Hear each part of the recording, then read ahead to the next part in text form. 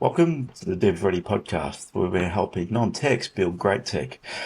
Today we're joined by Nate Spiteri. He is the co-founder, CEO of Shopfront. Shopfront app is effectively a marketplace to allow you to take your products that you're selling on eBay, for example, put them in one spot and distribute them to many marketplaces. Just been funded out of Antler and going through the process of building and refining products. So really good story to talk about what that process might look like. And Nate's got some experience in being in Fintech startup out of London. So I'm sure we'll share a little bit today about the startup journeys. Nate, thanks for joining us. No worries, mate. Thanks for having me. I appreciate you coming on, man. Let's talk about you for a couple of minutes. It's always great to share who you are. What's your background? Where did you start? Where did it all begin? I saw there's a Commonwealth Bank on your little LinkedIn resume there. Yeah. Tell us about you and how you ended up in the world of startup, really. Yeah, so a lot of pivots there, to be honest. I think like in school, I always wanted to be a banker. I was kind of like just, it's not the easy route, but it's like a very popular route to go down. Did banking and finance, so it just felt natural. Kind of kept hitting my milestones that I wanted to hit, and very shortly realized that this wasn't what I wanted to do. Didn't really feel like being in a suit and tie every day, and it was 7, 8 years to kind of learn that. Never knew what a startup felt like or what a startup looked like or how to kind of get into it.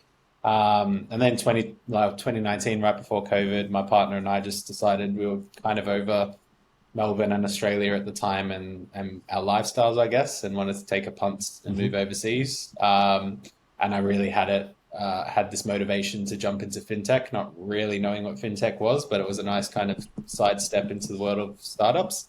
Yeah. Hmm. Tom, it's funny. I thought It's myself, a bit of a change there, right? So in banking, but yeah, similar but very different, less corporate, very less completely I corporate. was But never going to do lending again, and I ended up smack bang in a lending okay, fintech. But yeah, it was really good. COVID happened as well as soon as we moved, so that was quite interesting, which gave me a bit of time to step back and reevaluate what I wanted to do. It actually took me like 7 or 8 months as an expat to find a job because British people weren't getting hired, so it was very difficult for someone on a 2-year visa to get challenge. hired. But luckily, my partner ended up getting a job, and we were able to kind of sustain ourselves for a little bit. But yeah, I started researching startups, met a Kiwi guy, so Rob, who was the CEO of Blend at the time.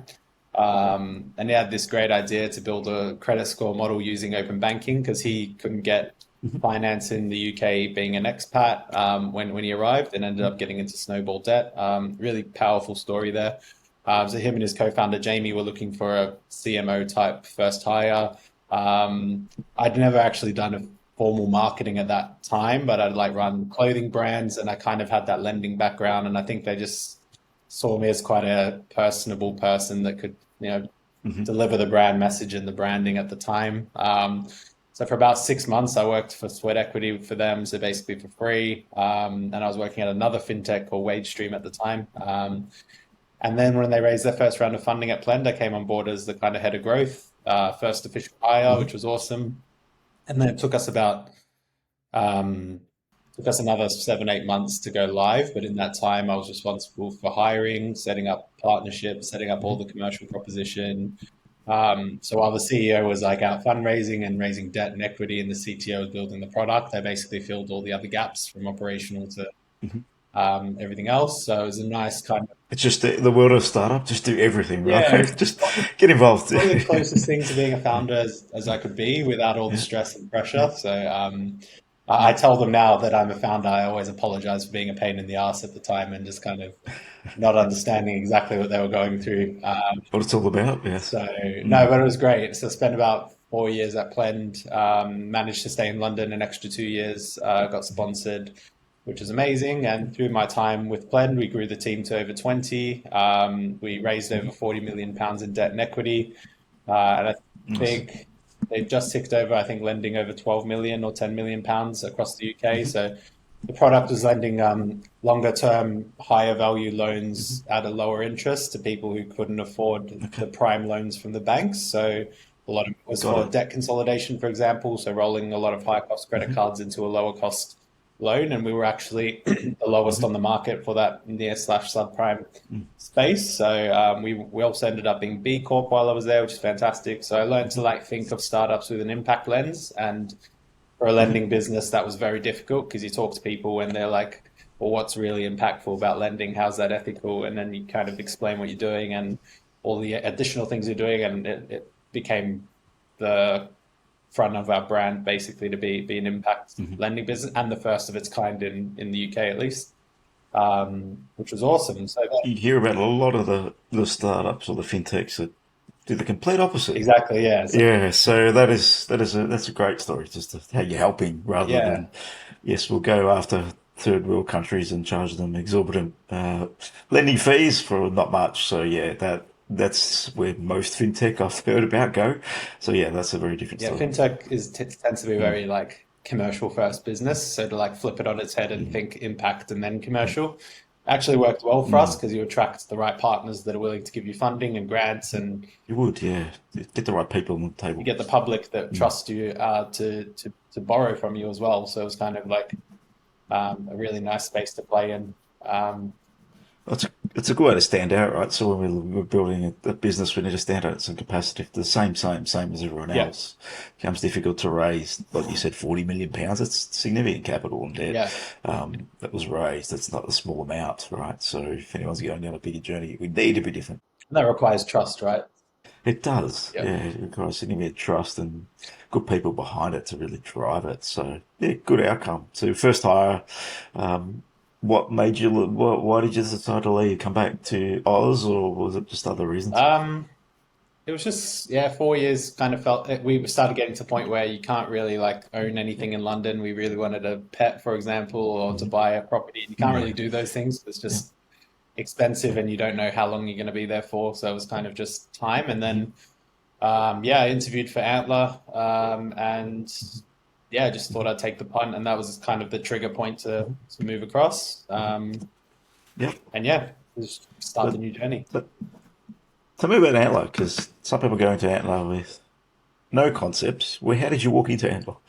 And what made you make that choice? Was it just Um, now I've been around a startup, I just probably want to be in that world forever, or I just want to do my own thing now? Or what was the decision to go through Seeing the Antler? contrast between like banking and startup, I definitely didn't want to go back to Australia and go back into the corporate world because Hmm. I don't know, I felt like in London it was super fast paced, my lifestyle, and for me to go back, I needed to do something really challenging in Australia for it to be kind of that same level of pace or that same level of excitement. And yeah, what more exciting thing to do than start your startup? I mean, in hindsight, I don't think exciting is the right word, but yeah, that was my mindset at the time Yeah. anyway.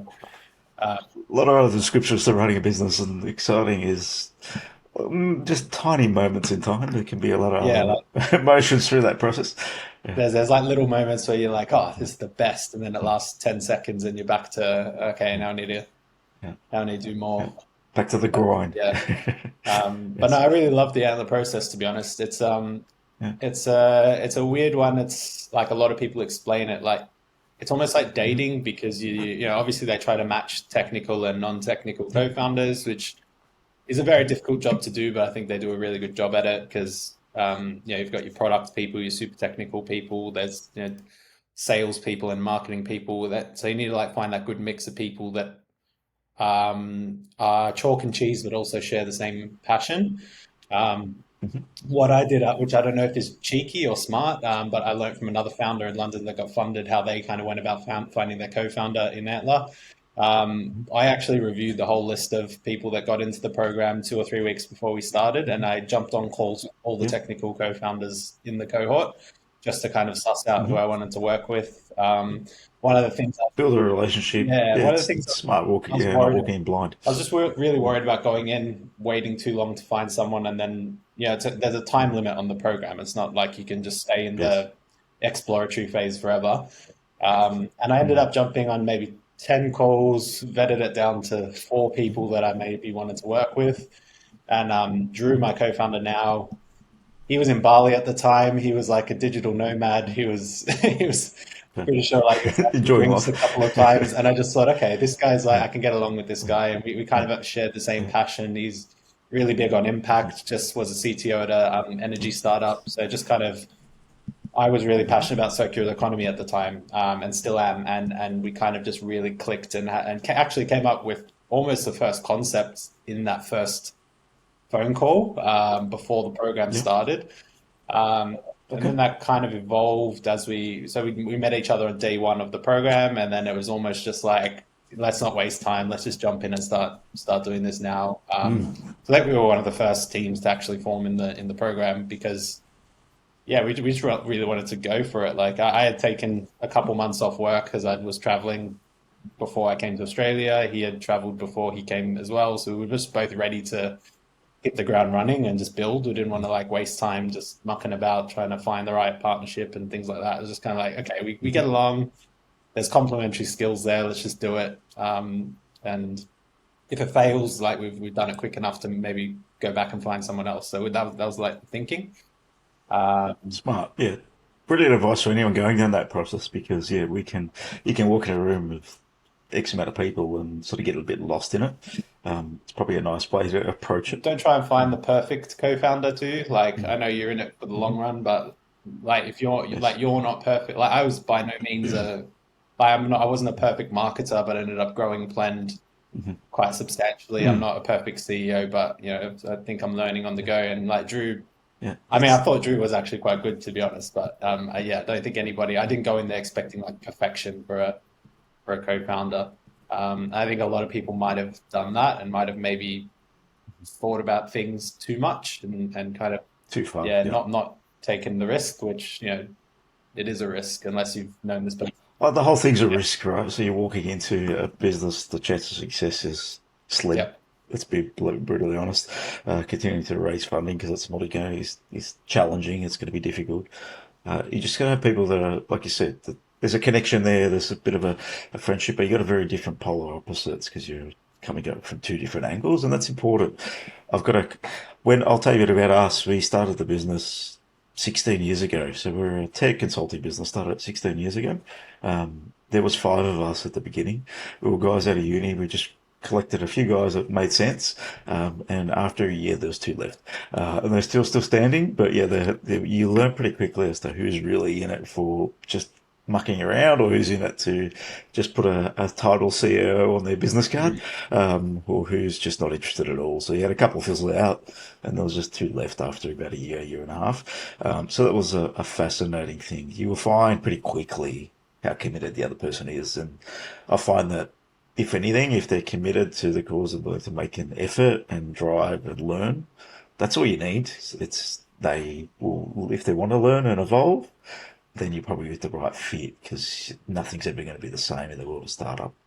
yeah, 100%. I will say that like I mean to get into Antler, you need to kind of obviously commit to that full-time journey. So a Mm-hmm. lot of the people, well, most of the people in the program were actually really committed. It was just kind of I don't know, maybe an element of unsure how to pick, or maybe it was also Yes. like people. Some people, I was really passionate about the space I wanted to work in, and I think that was a nice Mm-hmm. North Star on like getting started with the product and finding a problem Yeah. space.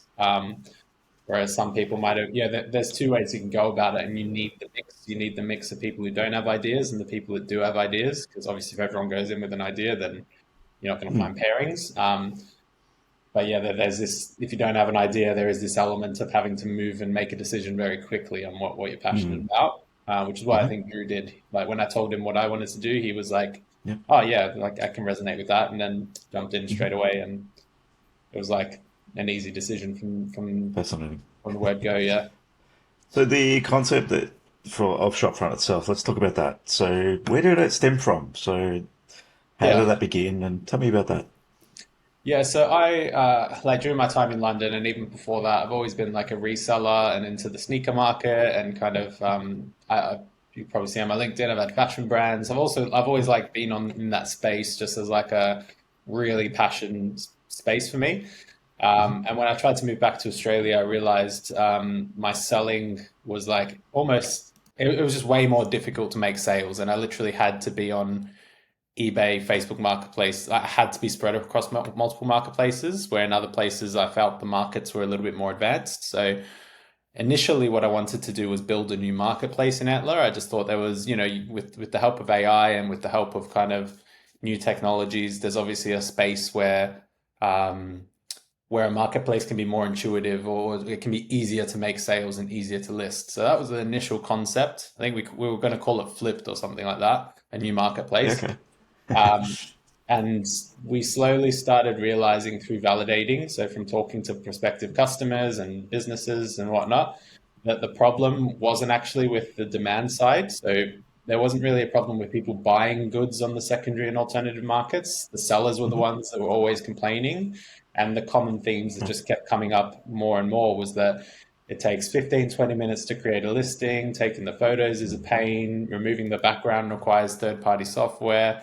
I don't know what to price it at. I don't know what to write. I don't know how to describe the condition. There was just all these like, So the pain wasn't a marketplace at all, right? and yeah, so it Different problems wasn't, there. the solution wasn't a marketplace. The solution was helping sellers list on those marketplaces. And that it was Hmm. kind of a bit of a weird product to wrap our heads around, because at the start it was like, how does this not exist? Or is this like, this kind of feels like almost too simple for it to be its own product.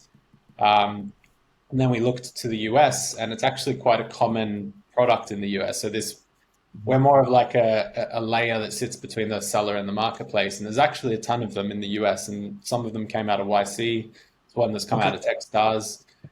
And we Hmm. kind of used that as initial validation, where we're able to kind Mm. of weave our product based on how they're achieving success and how they're marketing their product and what it actually does. And that's how we kind of birthed Shopfront. So our competition wasn't really using a lot of AI. It was just mainly the APIs that were doing the work. Whereas we've Yeah. kind of, my co-founder's an AI domain expert, so Drew's really big on utilizing his expertise there. So we've really tried to incorporate that in the product and the user journey, which is still currently building, so nothing's live just yet. But in the the ultimate product is that you'd be able to drop your photos in, the background gets generated, removed, the listing details get generated, and then it gets listed on the platforms for you. And there's AI in every process there, even in the APIs. So um, That's the interesting part of AI.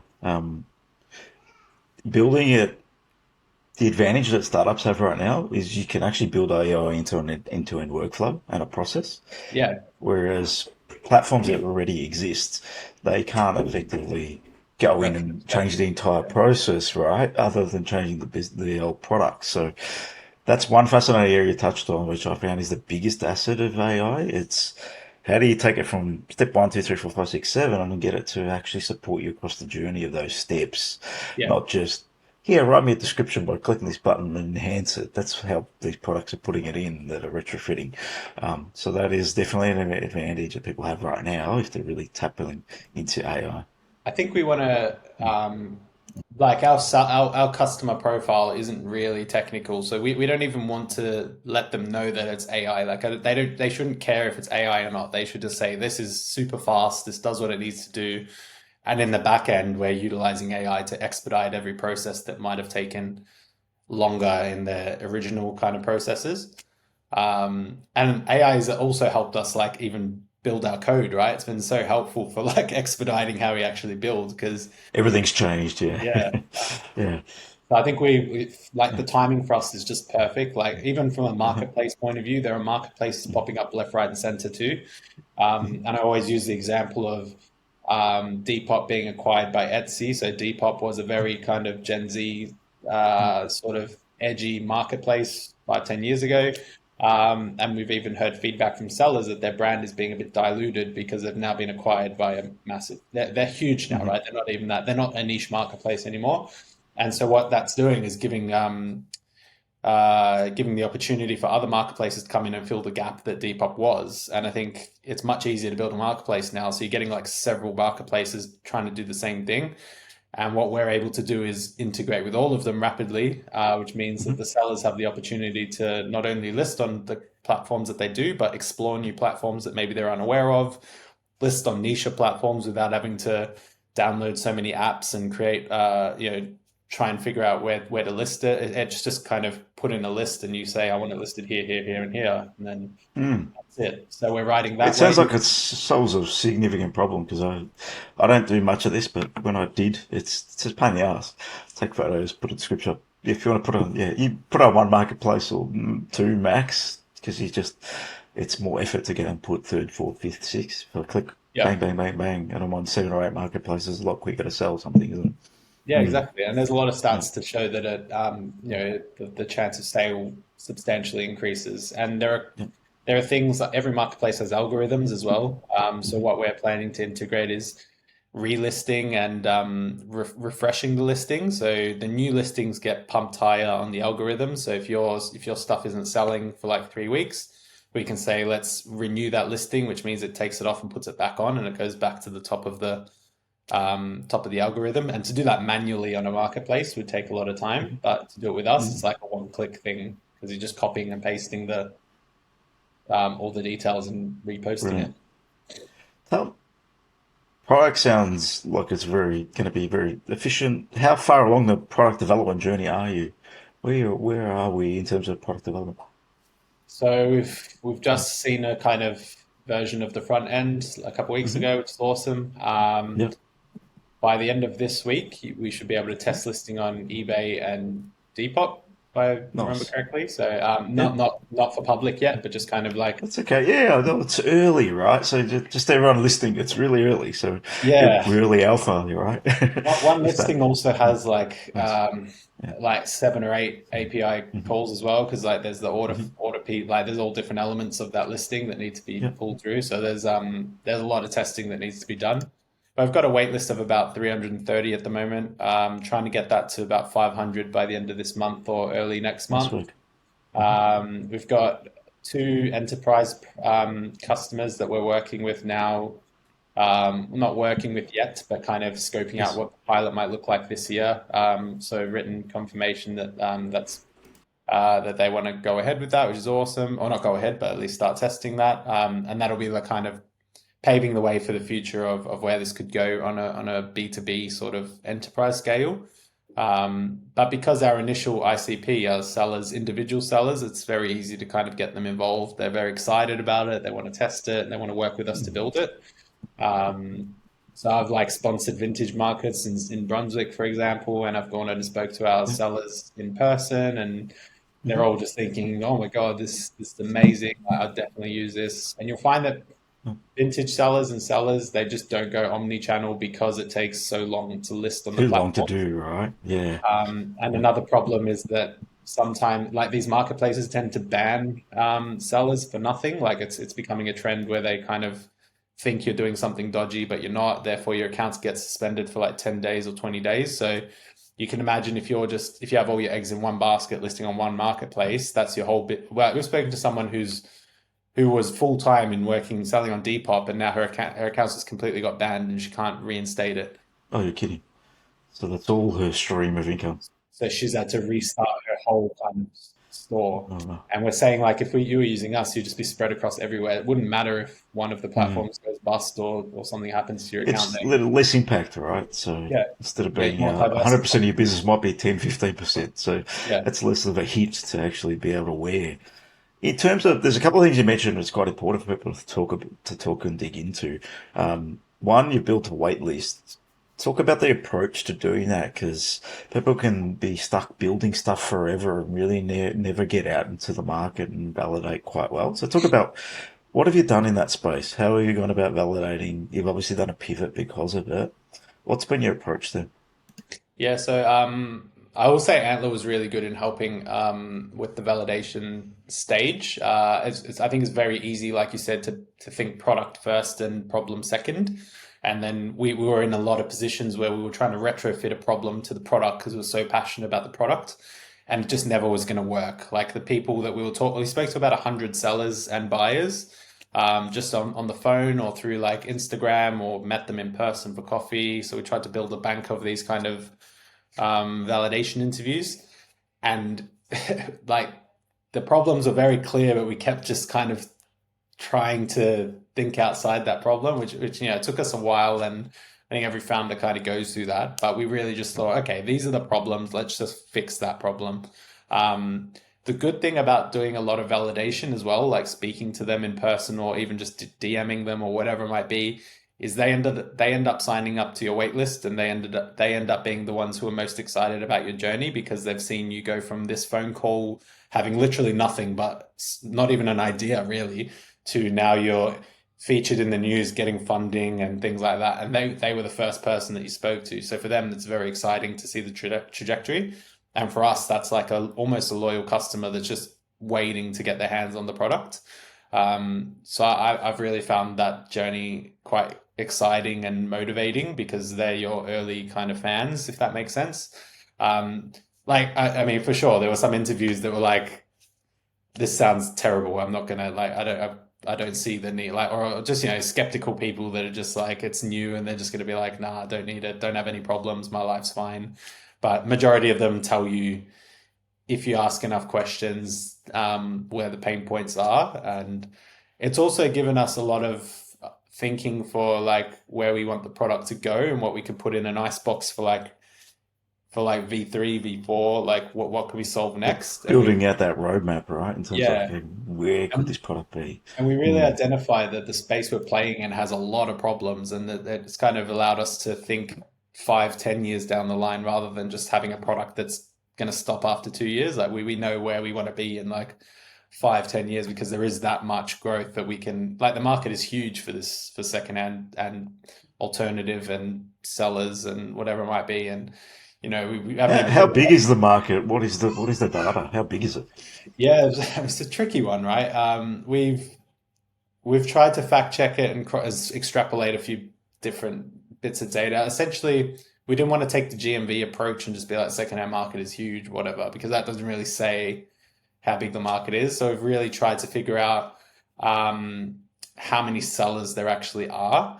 And there's a lot of stats actually in the US that we've kind of used as a proxy. And it turns out if we kind of put our tiers on the line and kind of think about the active sellers, it really is $1 billion market if Shopfront ends up becoming the face of every marketplace.